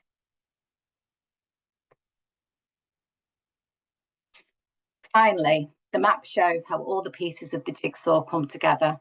From the new development with the SuDS integrated into design, which is shown in the blue area to the left, to retrofitting SuDS at a large non-household location, shown in the green area, to disconnections, which are also shown in the green area, to rainwater management interventions in people's homes, which are shown in the orange area, to natural flood management, which we're currently investigating at West Derby Golf Course and Croxteth Hall Country Park. This demonstrates how we can look at catchments collaboratively through multi-organisations, not just as individual land parcels, to manage surface water holistically and address the problem of flood risk together. So thank you very much, and apologies for the delay and the confusion with the slides. Thank you. Oh, thank you so much, Debbie. It's really interesting to see how United Utilities are sort of dealing on that catchment level. Having that wider catchment focusing in, from the bigger schemes, such as the creation of the wetlands, right down to sort of the individual residential plots on the leaky water books, which I think are fascinating, and all the technology around that. So a really interesting presentation. So now we're going to come on to our Q&A session. So I invite all speakers and panelists to turn on their microphones and webcams again, if that's okay. And we've received some really interesting questions from the audience. But if you've not submitted your question, it's not too late. Now is the time to do so. And remember to click the thumbs up so we can identify the most popular questions. So I'm going to draw on, bear with me, the one from Cy James that was issued quite early on in the presentation. I'll ask this to Emma, if that's okay. So who takes the lead in including SuDS? Is it the developer investor who is convinced about the financial benefits and then instructs the design team, or do you find that the design team is the ones that need to push for SuDS? So I do feel like it will be the design team, or it might not even, I guess team can be a very small number of people even, but I do think at that very early stages, there's probably only a few core disciplines kind of involved supporting a client. But I do think it needs to be a push from ourselves across the board, like the group, everybody here that has that skill set and knowledge. I think it's on us really to kind of either educate if the developer doesn't know yet, some tiny small scale developer might not really even have an understanding. I guess it's using this, you can use this guidance kind of to help them along that process, that journey. Then obviously where you are working with developers that kind of have this as their bread and butter and they're already incorporating it, then it's more working collectively to maximize the benefits for everybody involved. I think you do have to approach it kind of case by case on the sites. And I guess it's through giving this guidance, obviously we're circulating it throughout the steering group, and if everybody passes the message on and passes the document on, then more small scale developers, those involved in land acquisition and things like that, those very early stages, or like planning colleagues and things like that as well. Yeah, I think it's a bit of a two-way dialogue that is required. Amazing, thank you, Emma. Would any of the other panelists like to jump in on that question? Stunned silence. Right, we'll go on to the next question. So this one was quite a popular one from Jacqueline. So thank you, Jacqueline. So capture and reuse. What are the speakers' views on who will adopt these SuDS? As developers, are they still very unlikely to put in features that will then be difficult to get someone to adopt? Any water companies on the call, will you adopt water reuse features? And if you won't, who will? So I think that'd be good to direct firstly to Graham from the developer perspective, and then to Debbie from UU's perspective, if that's okay. Yeah, so I suppose it depends on what type of development it is, and whether you use a centralized reuse system or not. So if it's centralized, then it's obviously easier to get it adopted by somebody to maintain it. We are trialing some potable reuse ones for low-rise development properties now, but that generally that'll stay within the ownership of the property, the resident. So you wouldn't necessarily have an adopting authority to manage it. It'd be within their curtilage, and they'd take it on. But I haven't got any information from incumbents to see whether they would take them on, unfortunately. Thanks, Graham. Debbie, would you like to pick anything up there? Yeah, so UU will adopt basins, ponds, swales and bioretention systems such as bioswales or rain gardens, but they must serve more than one property. And like Graham says, not within the property curtilage. We've recently published a UU SuDS technical library, which is online, and this has got supporting guidance for common adoptable SuDS features, as well as landscape and planting advice and some FAQs. There's a sample technical assessment sheet that clarifies the design checks that are required when incorporating the SuDS into the adoptable solution.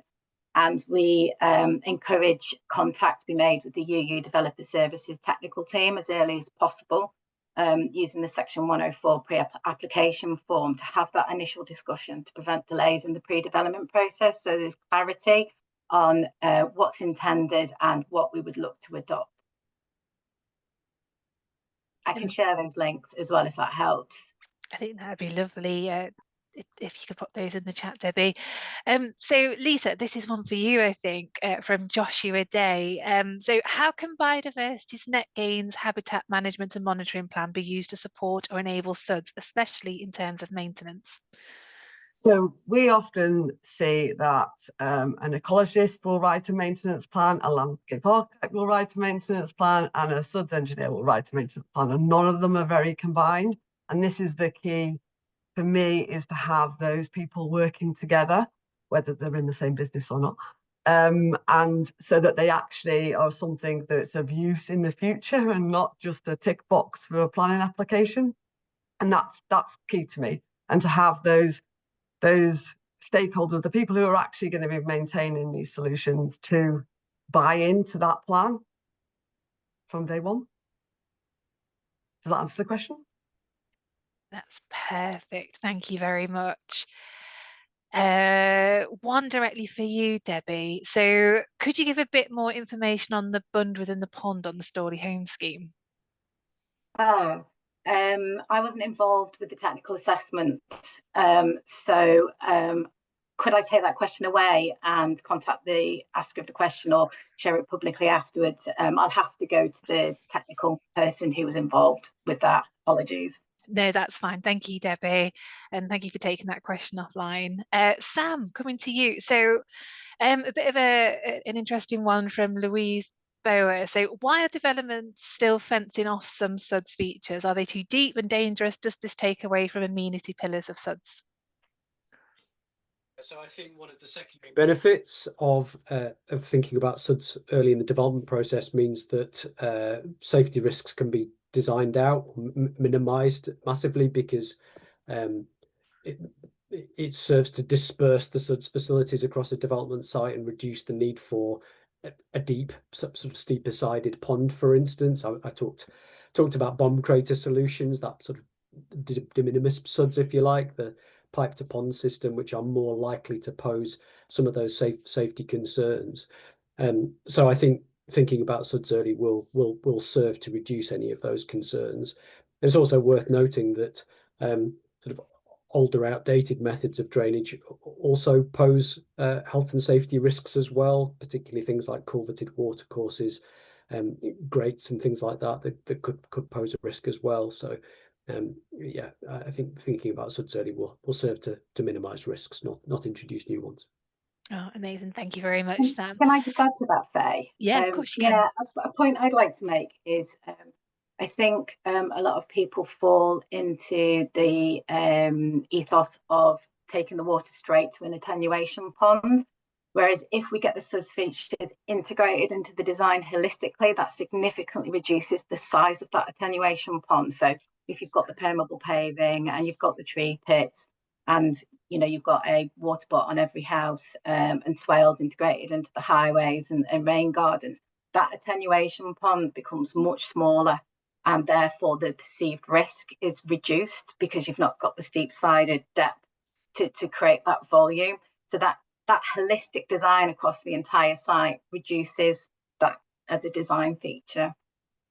Amazing, thanks, Debbie. Can I just add as well, Faye? Sorry. So I think it might be directed to one of my slides, because we do have a picket fence around one of the SuDS features, and that's just while we're in the construction phase. We add that in to meet our health and safety requirements, and then after that, there's a risk assessment dedicated to the completed area, and that usually comes out. But we put it in to just stop small children getting into the feature just while we're on site. I think we've lost our connection with water, because we're so used to hiding water, throwing it off site as quickly as possible, put it underground, and that's hopefully going to change with having more SuDS features on sites. So therefore, whilst we still might be putting fences around them, even on SuDS schemes, then hopefully longer term we won't be, because people then can reconnect to that water again. Oh, no, thank you very much, panelists. I think that was really good feedback on that question, so thank you. This one I'm going to direct towards Lisa in the first instance, and then Emma on how this particular question was incorporated into the document, because I think it's a classic Mythbuster one. So a lot of our projects, apologies, it's just somebody put a question, I've just lost the question. So it's around, a lot of the projects have 1 or 4 housing developments where there's a restriction of land space, so it's looking at those smaller sites to utilise above ground SuDS. So have there been any successful projects of SuDS adoption for small scale developments, or SuDS incorporation for those small scale developments? So Lisa, I think if we come to you first, and then Emma, I know we had a dispel in this that my site's too small for SuDS, so if we come to yourself as well. I might not be the best one to ask about adoption of SuDS, because often a lot of my sites are small, that they're not adopted SuDS. They're maintained and looked after by the landowner, because they're not a residential site. They're like the industrial site I showed today. Maybe not the right person to ask about adoption. I guess it was on the incorporation of SuDS on smaller sites as well. You're not going to always be able to provide every bit of storage above ground. And I think the thought process is more about making those landscape areas work harder. So not just providing a public open space and then a separate biodiversity area and a separate SuDS area. It's having those areas work hard to do more than one thing, and reduces the land take that's needed for those. Amazing. Thank you very much, Lisa. Emma, if we come to you, and then Debbie, I don't know if you want to jump in from the adoption point of view as well. So you are right, there is a case study within the myth-busting section that's a small resi scheme. I guess here, so say in this example, you've got 1 to 4 houses. I guess this is where it's even more vital to have many small source control SuDS dispersed throughout the site, because you might only have snippets of land, slithers here and there, and you need to make all of them work quite hard, rather than just having one big basin at the end. So I think, although you might have to be a bit more inventive, I think that it will actually make your site have a better inclusion of SuDS, because you kind of almost forced yourself into having these dispersed SuDS across there. In terms of the adoption of it, I guess this is where you'll have then the split of whether some, say like the rainwater harvesting, the green roofs, things like that, obviously they're that would be one home specific, so that would be their responsibility, but then it's whether then you come into some shared features as well. So if it's 1 or more, Debbie, I'll pass over to you here, because then that's where you can start offering things for adoption as well. Yeah, so there is the constraint on the number of dwellings, but if you look at the case study that I used there, when we were looking at step places working with the city council, they're draining to a feature that isn't on their land. So it's looking at that master planning level, where the SuDS features can facilitate a number of land parcels. It's been designed as well to receive a future land parcel for a future development that's just adjacent to the site. So it's showing how that multi-agency working together facilitates those smaller pocket developments. I'd also say as well, there's a limitation on what we do adopt. So in terms of things like the grass cutting, that will be done by the city council as part of the, like the maintenance programme. And it would be the same within housing developments, where you'd have maintenance companies to carry out those kind of like green softer maintenance at the areas that the water companies don't adopt. Amazing. Thank you very much, Debbie. Apologies. It's very good that everyone's popping questions in, but I get a question and then I lose it.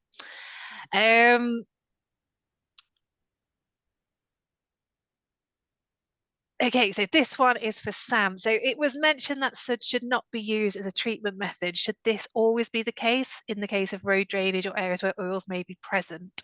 I think that cropped up in your presentation, Sam, which is why I directed it to yourself. Yeah, so SuDS are normally designed to receive clean and uncontaminated water. The reference I made to them not being treated as formal treatment facilities is a reference to how they're treated under the environmental permitting regulations. That's not to say that SuDS systems can't be used to serve areas where there is a pollution risk. It just means that they might need to be used in conjunction with proprietary treatment facilities like oil interceptors and the like, to make sure that the quality of the water entering the SuDS features is of sufficient quality at that point of discharge. Amazing, thank you, Sam. And coming to you, Emma. So this is quite a popular one in the comments, but I guess it's a discussion around the document. And again, any panelists, feel free to jump in. So I feel a lot of emphasis on SuDS in new development. What about SuDS retrofit or SuDS as flood mitigation tools? Does the new guide address this? So I guess the purpose of this is for new developments. This guide is specifically targeting that. I think you can use this in terms of for the reducing flood risk side of things. Obviously, that is one of the benefits of using SuDS. But then in terms of the retrofitting, that will be different guidance. I don't know if Adrian is poised to jump in with there, but I believe there are various case studies and schemes ongoing. I guess Debbie, actually, sorry, Adrian, you can say if you've got any guidance, but actually, Debbie, I guess part of that's actually Absolutely work as well there. Yeah, it's so the Advanced Winner and the climate resilience programs that my team are delivering on is retrofitting SuDS. So it's looking at the northwest of England and understanding how we can remove as much surface water as possible out of the combined sewer network to contribute towards reducing spills from combined sewer overflows. So that is very much retrofitting SuDS, and that's more my background. I would say that that's more the arena that I'm used to working in, and with the climate resilience is tackling flooding. Thank you for that, Debbie. So from the CIRIA side, we did develop recently a series of documents centered around retrofitting, which was commissioned by the Greater London Authority. The most recent one is around SuDS for highways, which is all about this, opening the city fabric, and then how do you handle utilities, the different responsibilities of the different bodies in charge of developing this specific area of the city town. So I will put this in the link. I'll also mention that the SuDS manual covers retrofit. So there's a lot of good stuff in there as well, which is signposted via the guidance we are talking about today. Lastly, we are, as Sam mentioned, we are updating the SuDS manual, transforming it into the rainwater management platform. And through this process, we are going to incorporate the learnings from the recent retrofitting projects, from the big ones like Mansfield, Grey to Green, Green at Grangetown, but also the smaller one, local authority led, on how you can actually make your retrofitting project works. So a lot of information will be incorporated into that. And we are hoping to release a first version of the rainwater management platform next summer, and a full version in summer 2027. So stay tuned for that. We also have a separated, completely separate proposal to work on retrofitting SuDS within properties. So that's also a very interesting take, which is what Debbie was mentioning. in terms of having retrofitting SuDS not only around the boundaries of private properties, but also within the private properties, and what is available, how can we make it work, how to work with developers and local planning authorities around this. So if you're interested, you can head over to the research section of the CIRIA website. And if you want to be involved, please drop me a line. Thanks. Thank you very much, Adrian, for jumping in with that vital update. So this one, Graham, to yourself. This question is coming from Hockley. So capture and reuse of water at the top of the hierarchy. Have you got any views of the cost implications of implementing this? And I guess, what are you doing from a developer's point of view? Yeah, so I haven't got any cost information, but we are trialling the potable water reuse elements. We already do rainwater gardens already, but certainly the rainwater harvesting element that's the top of the priority is something that we're looking into. And there's also a varying amounts of products that are coming out from suppliers that are adding to that list as well. So we'll just keep developing, and see what strategy we take on that. Amazing, thank you very much, Graham. So this one just generally to the panel, if anyone wants to jump in. So are there any code compliance risks or regulatory considerations associated with the implementation of different SuDS elements? Would anyone like to take that question? Stunned silence from the panel. Again, Faye, sorry. Sorry, are there any code compliance risks or regulatory considerations associated with the implementation of different SuDS elements? I guess that's looking at the technical standards that we currently have to apply to. I guess I'll just jump in and say, so within there's an appendix document to the guide that does set out the policy requirements, the standards and things like that you have to adhere to. I mean, they are more, I guess, was the question trying to distinguish between different SuDS features? I don't think it goes into that much detail. I guess, does the person want to maybe expand on it a little bit more? Jump in.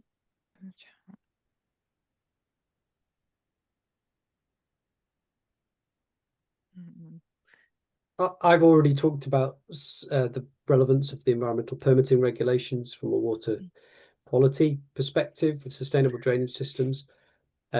If a sustainable drainage system discharges to a water course, it's possible that there will be other regulatory requirements in order to discharge to that water course. A flood risk activity permit from the Environment Agency. If it's a main river, for the construction of any outfalls, for instance, possibly an ordinary watercourse consent from the lead local flood authority if it's not a main river. So worth bearing in mind those other regulatory requirements as well.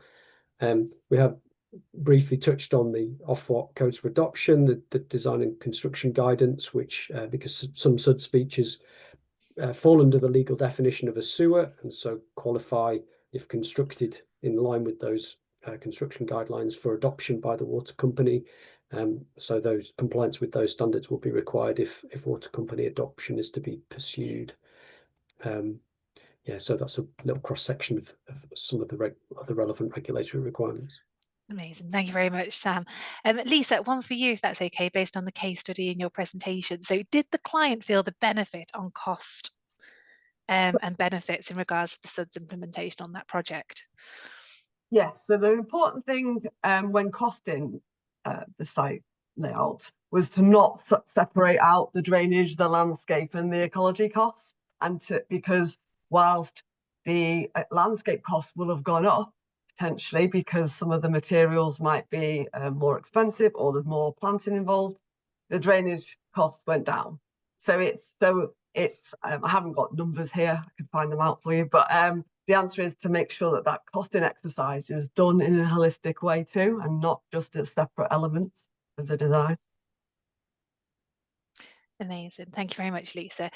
Graham, I'm going to come to you and then Emma on how this was dealt with the documents. I know we had a lot of discussion around maintenance when we first started with the steering group, so if we could bring that in. But Graham, so what steps can be taken to ensure that SuDS schemes are managed and maintained in the long term? And I guess from a developer, how do you sort of make sure that you put these schemes in and then they continue operating as designed and installed?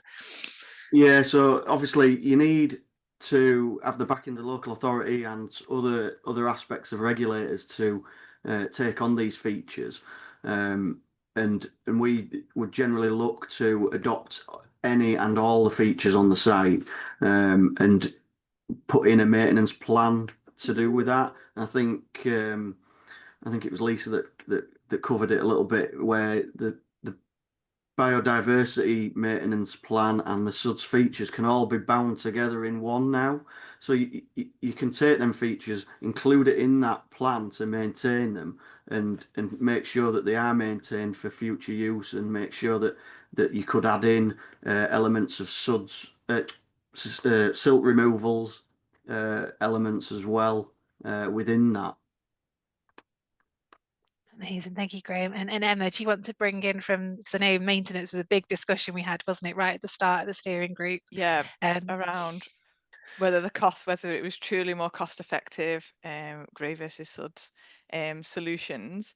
I guess, sorry, I lost my trail of thought there. I guess in terms of whether it's enforced or not, sorry, I've well and truly lost my trail of thought there. Again, the question jumped on obviously a new question's been asked. It is a little bit unnerving.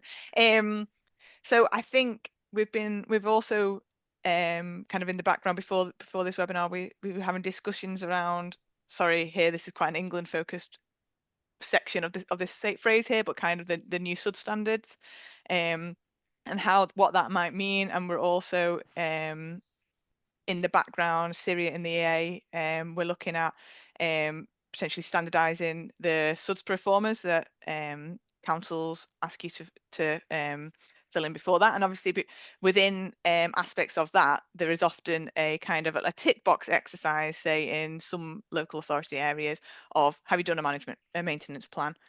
Yep.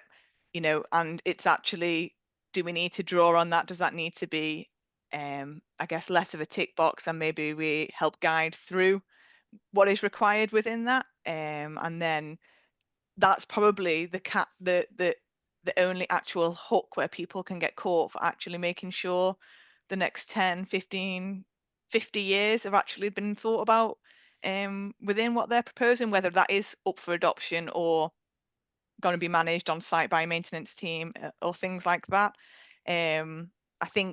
I think that was what the question was honing in on, about the how can it be enforced. Sam, I don't know if you want to jump in there a little bit anymore, or is that covered? Yeah. Is it worth mentioning BNG? Yeah, by all means, Debbie. Yeah, so if you're delivering your BNG requirements on site, then that locks you into a statutory requirement to maintain for 30 years.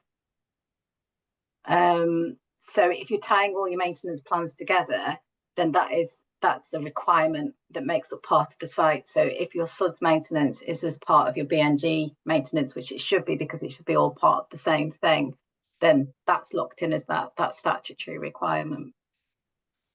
Amazing, thanks, Debbie.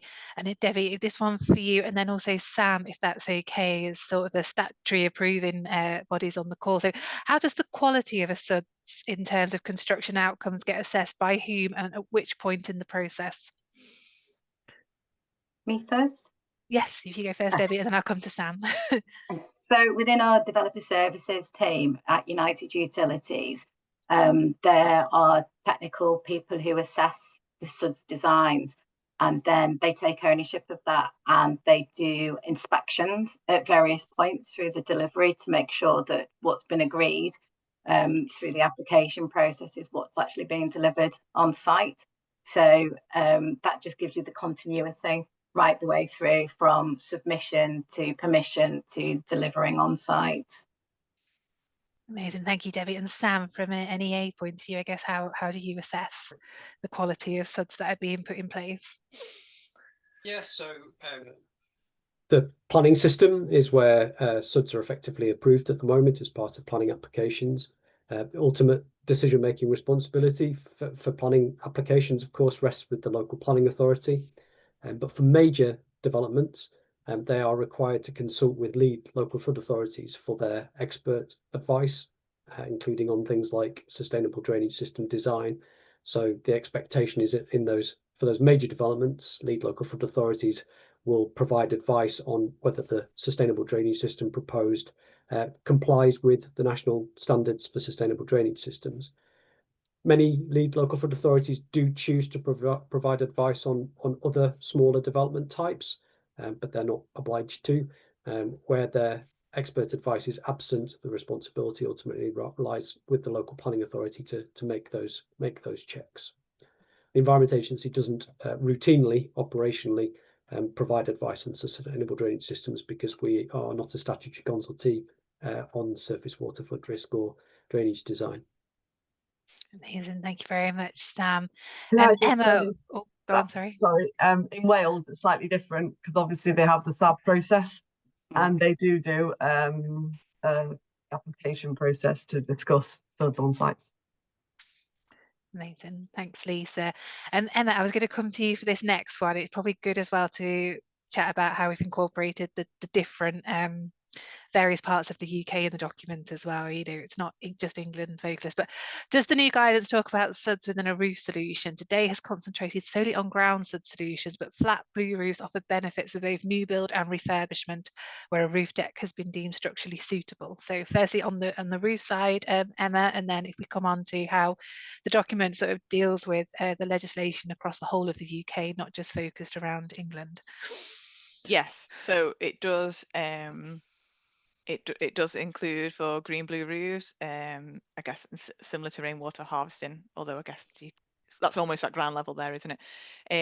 So yeah, it isn't only at, or you know, the shallow ground SuDS features that are covered. It is the full array. And then yes, within the document we've generalized the content within each section, so it's relevant for anybody within the UK that's reading the document, and then in the appendix it refers to the specific then requirements of how that's set out for each of the home nations, but the principles throughout the document stand for everybody. For me, I think, Bill, that the thought process and water don't segregate between where you live in the country. So it's exactly the same thought process that you should go through everywhere. Amazing. Another question, Faye, asked about the role of sustainable drainage systems on sites that don't have any infiltration capacity, and such features could have a particularly useful role in those examples as well, either through things like blue roofs or above ground rain gardens as well. So particularly worth considering in those type of scenarios. Thank you very much, Sam. And we're just coming to the end of the Q&A now. So thank you for everyone that has asked questions. I'm going to end on one of the most popular questions. I'm going to tweak it slightly just to give our panelists a bit of an opportunity to put other bits in. So this question came from Andrew Ryler. So given all the benefits of SuDS, why didn't the government make Schedule 3 mandatory for new developments in the new standards? And I'll add on to the end, how has the technical guidance helped with that? So the new national SuDS standards helped with that and helped us move in the right direction towards Schedule 3. Obviously Schedule 3 is in Wales, not in England. So if we just go around the panelists, just a very short just to finish off the things. So we'll start with you, Debbie. Couldn't agree more. I think we need to adopt it. It'll drive the correct behaviours. You know, we want it as a water company. I'm sure the local authorities want it. Everybody who's involved with SuDS and wants to see SuDS integrated as per the norm. You know, I want to see SuDS be similar to, you know, recycling. We didn't have recycling bins 20 years ago. That's now the norm. So it should be the norm, but it's very difficult to do it without the legislation to back you. Amazing. Thank you, Debbie. Lisa, come across to you, please. I guess as a designer, I've just got to keep banging the drum with all of our clients that it doesn't matter if there's a piece of legislation or not, this is the right thing to do and it can give you benefits for your site. Amazing. Thank you, Lisa. Sam, to you, please.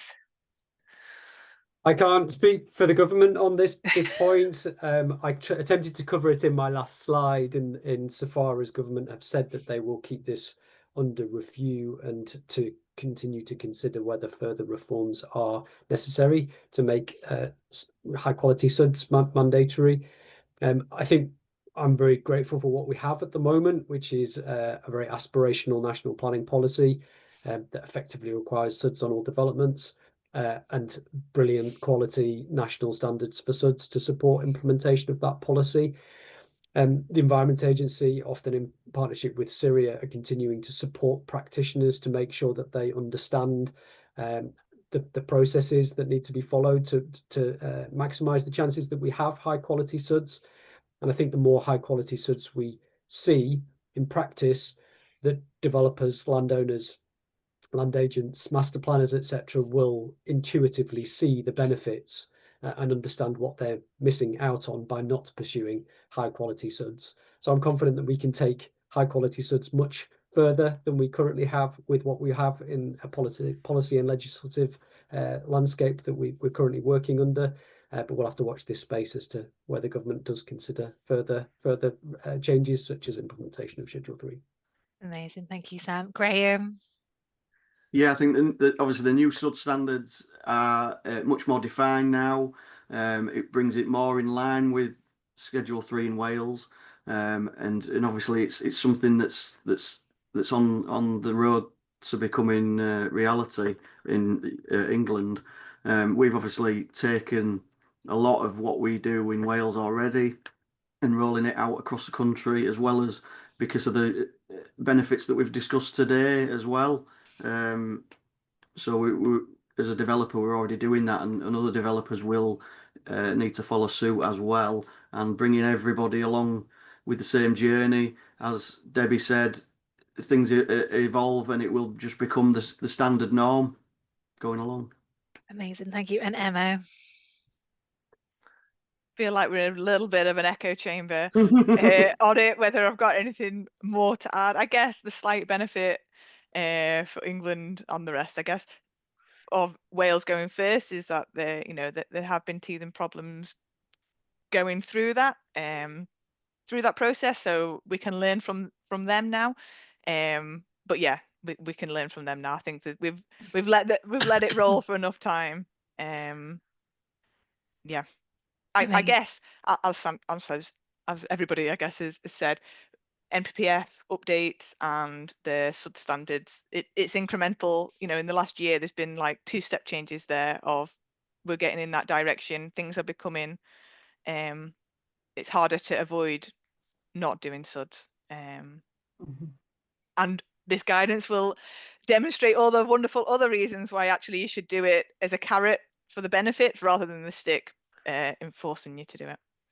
Amazing. Thank you very much, Emma. So that brings us to the end of our Q&A session. Thank you for everyone that submitted questions. It is really appreciated. I think for me, the key outputs of the day has been how important it is to get SuDS right from the start. We need to make sure that we're considering them early.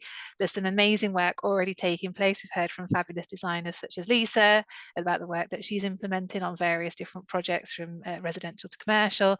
We've seen how at the other end of the process, where we've got Barratt, are actually putting these SuDS systems in and the benefits that they've brought to the table as well on their schemes, and obviously as well our key sort of decision makers and stakeholders of Debbie and Sam, and how obviously they're making sure as well being the gatekeepers to making sure we're getting the right SuDS in the right place, and that people aren't able to just go, no, it's not applicable to me, and making sure that we have that accountability when it comes to incorporating in SuDS.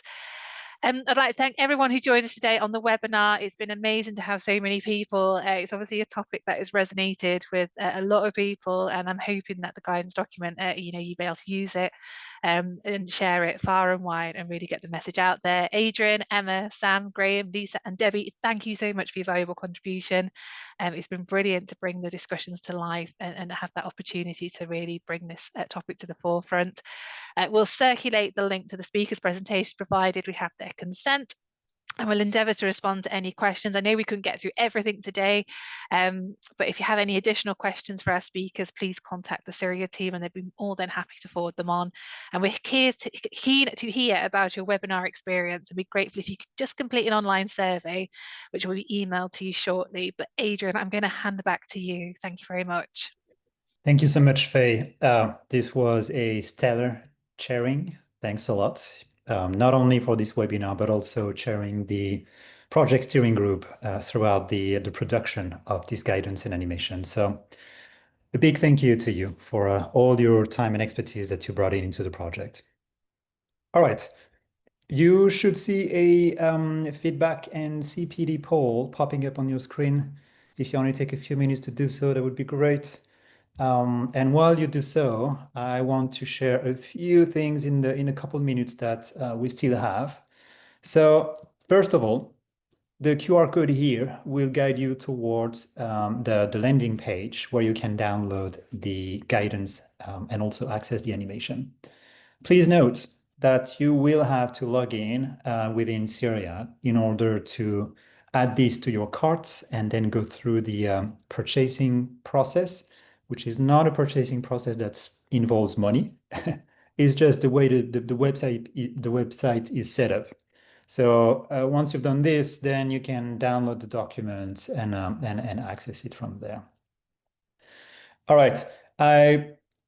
Blue and green roofs were mentioned at the very end during the Q&A, so I just put in the chat box a recently released guide on blue roofs.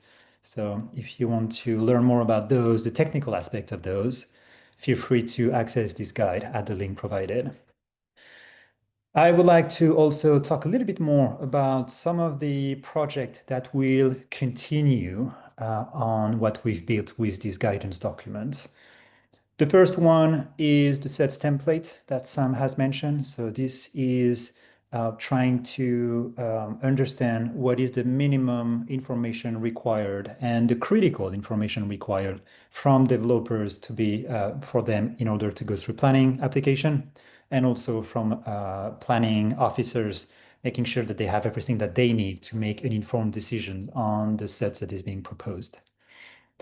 So this one, the key aspect is to align this portfolio, pro forma, with the new SuDS standards. We are working on this one, and we hope to release it in within 6 months, 6 to 9 months. Then we also have the rainwater management platform, which I mentioned, which is an update of the SuDS manual.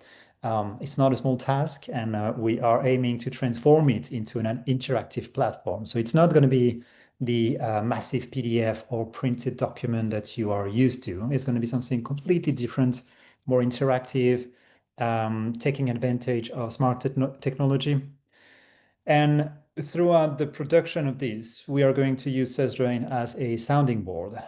So SudsDrain members will have a chance at looking at the outputs that we're going to put out there and comment on those and send us feedback. If this is something you're interested in, please feel free to reach out in order to join SudsDrain if you would like to do so. Next slide, please. Okay, I think that's actually it. One more thing, maybe. The recording will be available on the website, and you can join us or you can comment via social media. Here you can see the hashtags and everything. I didn't mention it at the beginning, but feel free to share your views. We are very active on LinkedIn. So we'd love to hear your take on this webinar through our LinkedIn page. I'm hearing that there is maybe a technical issue for downloading the guide. We're looking into it. I think it's a matter of fine-tuning the login process. See, it's probably on our end. So just give us maybe a couple of minutes. log back in maybe 20 minutes, and hopefully this will be resolved. If not, drop us a line and we'll give you the link to download it directly. Okay, I think that's pretty much it for me. So I would like to thank you very much for joining this webinar. We will have more webinars on different topics throughout the year, so feel free to head over to the event page on ciria.org. And with this, I will thank you once again and close the webinar. Thanks a lot.